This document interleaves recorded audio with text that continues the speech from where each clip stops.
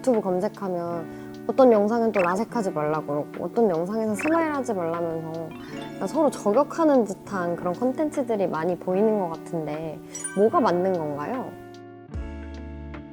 사실 엄밀하게 말하면 정답은 없습니다. 근데 만약에 A라는 안과에서 스마일을 하지 마라 라고 하면 그 안과는 라섹을 하라는 안과일 거고, 또 B라는 안과에서는 라섹을 하지 마라 라고 하면 또 스마일을 하는 안과일 확률이 많습니다. 그래서 이거는 가장 중요한 것은 환자분 각각의 개인마다의 조건이 다를 겁니다. 첫 번째는 눈의 상태, 예를 들면 굴절 상태죠.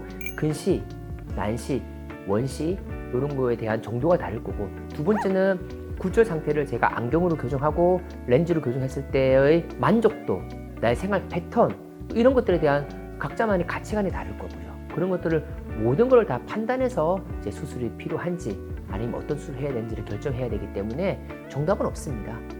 라섹이랑 스마일의 최대 차이점이 뭔가요?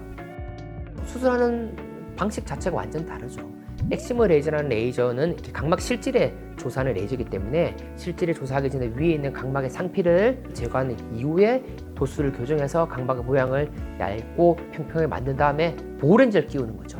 빠르면 이틀, 그리고 길면 한 3, 4일째 정도 다 회복이 된 이후에 보호렌즈를 제거하면 이제 회복이 되는 게 라섹이고, 스마일은 아예 각막 상피를 터치 없이 각막 실질에 굉장히 빠른 femtoscan이라는 레이저를 조사해서 그 각막의 실질의 조각을 만들어서 그 조각을 분리해서 꺼집어내서 각막의 모양을 좀 얇고 평평하게 만드는 게 스마일이기 때문에 기본적으로 사용하는 장비가 다르고, 두 번째는 회복 속도가 다르고 통증이 다르고, 그리고 수술할 수 있는 기준 자체가 좀 다르지 않나 라고 생각합니다.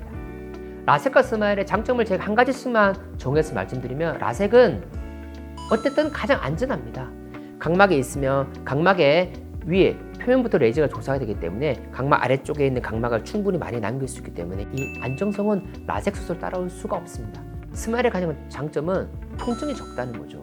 왜? 라섹처럼 각막 상피를 다 제거하게 되면 아무래도 이런 아주 미세한 신경의 손상이 생겼을 때 눈이 좀 건조해지고 통증이 유발되는데, 스마일은 각막 상피를 거의 변화 없이 각막 실제로만 레이저를 조사해서 제거하기 때문에 스마일은 보통 한 2시간이면 조금 시린 느낌 자체가 없어지기 때문에 가장 통증으로부터 자유롭다라는 게 아마 스마일의 가장 장점이 아닐까라고 생각합니다.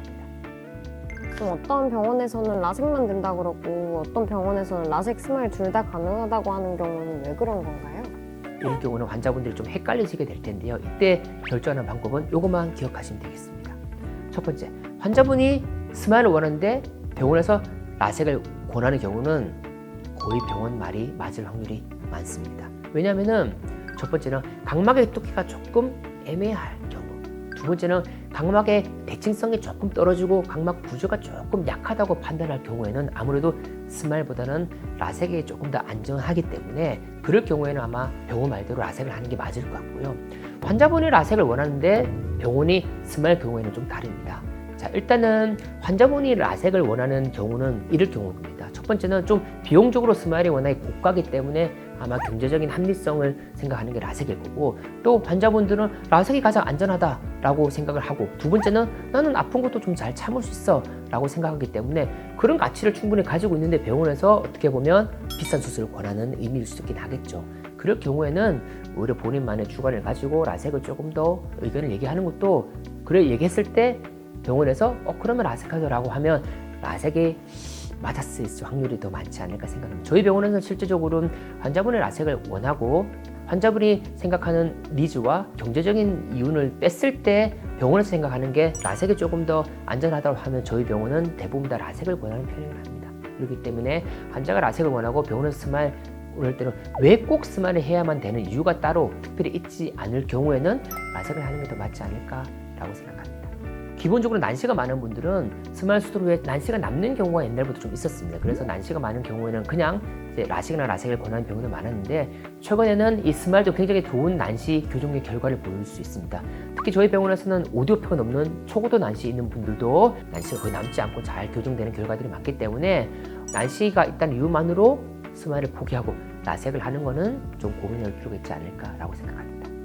나는 안정성이 가장 좋은데 또 라섹하기 너무 아파 하는 경우에는 어쩔 수 없이 또 애매한데도 스마일을 하는 분이 있긴 하거든요. 그럴 때는 통증을 빨리 회복하는 투데이 라섹 중에서도 저희 병원 같은 게 스피드업이죠. 옵테라 스피드업을 통해서 저희가 보통 아무리 도수가 많아도 48시간 이내에 거의 다 해보게 되거든요. 그래서 렌즈도 빨리 보호 렌즈 제거할 수 있고 또 통증에 대한 역치도 굉장히 낮고 회복 속도를 2배 이상 빠르게 하기 때문에 그런 것도 한 가지 이런 환자분들이 선택할 수 있는 중요한 옵션이 될 수 있지 않을까라고 생각합니다. 원장이 만약에 라섹 했던 때로 다시 돌아가면 어떤 거 선택하실 것 같아요? 제가 수술한 게 12년 전에 이제 올레이저 라섹을 받았었는데 저는 뭐 지금 굉장히 만족합니다. 제가 했던 병원도 굉장히 이제 수술을 잘하는 병원이었고 뭐 빗번짐도 별로 없고 건조증 별로 없이 잘 하고 있는데 그때 정말 아팠습니다.